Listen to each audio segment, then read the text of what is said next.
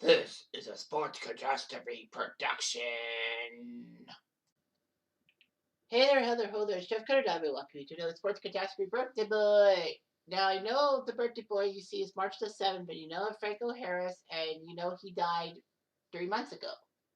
But of course, you'd be thinking, don't you usually do a person who's alive? Normally I do, but when I went through my stuff to pick birthday boys and girls, last year on March 7th, it was a choice between Lynn Swan or Franco Harris. And I went with Lynn Swan because I'm thinking, well, fine. And then I'll do Franco Harris next year for 2023.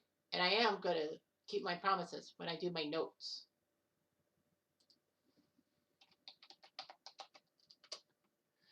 So, anyway, I did a tribute to Franco Harris just 3 months ago. Hopefully, the YouTube thing tells me how many people watched my tribute to Franco Harris. And I will have a link to the video below. Sorry, this is getting very low and all that. So, yeah, so getting a lot of people. All that. There it is. Only 6 people saw that one. My God. Like, that's just unbelievable. And 5 people saw the Madden 25 tribute match for Franco Harris. That's when I had my PS3 and all that. So yeah, only 6 people. But neither here nor there. So I'll go through the Franco Harris stuff, how he did and all that. I know it'll be kind of the same for tribute to Franco Harris, being the same vein, but I'll try my best to keep it different. So anyway, Franco Harris was born March 7, 1950 in New Jersey. His father was a black soldier serving in World War II and was stationed in Italy during the war, and his mother was a native Italian. So he played for Penn State and did quite well and all that, all things considering.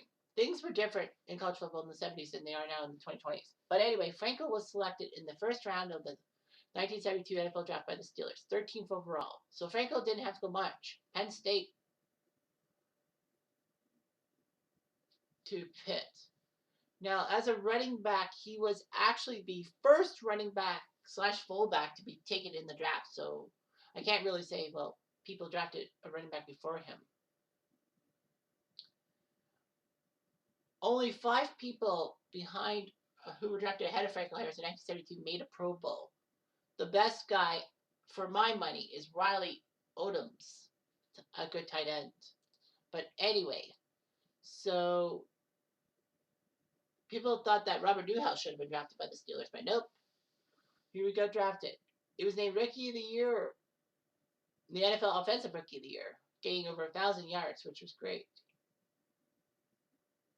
He was popular with the Italian-American population in Pittsburgh, and they dubbed his fans dubbed themselves Franco's Italian Army and wore army helmets with his number 32 on it.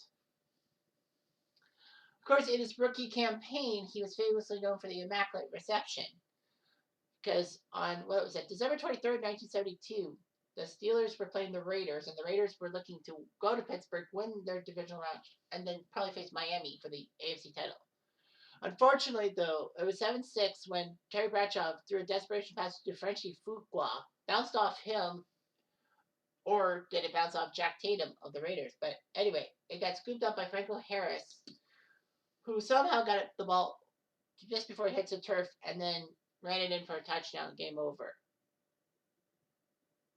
Now, of course, if it hit Frenchie Fuqua before Franco Harris caught the ball back in 1972, that would have been an illegal catch and all that. It had to be off of a defender and all that. I think in 1978 they changed it, but anyway, it worked. The Steelers' first playoff win in history. Pittsburgh went on to lose to the Dolphins in that AFC title game. He was picked for 9 straight Pro Bowls and ran for 1,000 yards plus in 8 seasons, breaking Jim Brown's record. Jim Brown probably would have had the record if he hadn't retired early. But the running back tandem of Franco Harris and Rocky Bleier helped them win 4 Super Bowls. So he had 4 Super Bowl rings. In fact, he was the first black player and also the first Italian to be named American to be named Super Bowl MVP when he did so in Super Bowl IX when the Steelers defense were perfectly good, only giving up 6 points to the Vikings. He he still has the record for most yardage carried in a Super Bowl with 354, and in 4 career rushing touchdowns are tied for second. I think Ricky Waters has the mark. I can't remember, but anyway, he knew what he could do. Franco Harris was looking good. Following the '83 season, Franco asked for a modest pay raise, but they refused. The Steelers released him during training camp in '84, and he tacked on with Seattle, playing 8 games for them. He missed Jim Brown's career mark by 192 yards, what might have been. Anyway, in his 13 years, he got 12,120 yards and scored 91 rushing touchdowns. He was decent, all that. So, anyway, Franco would do a lot of post football stuff, especially around the city of Pittsburgh and all of that. Anyway, he was married to Dana Dogmanovich, having one son, who actually ran in the Pittsburgh mayoral election and took second place. Franco's brother Pete played football for Penn State as well, but he died of a heart attack at age 49 in '06.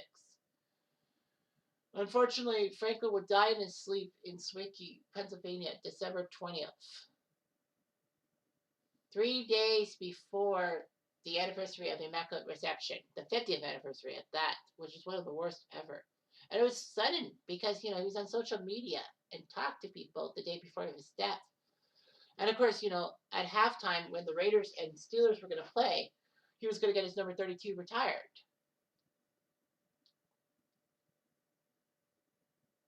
Yeah. Franco said he was happy to be around, but unfortunately, though, it just shockingly happened.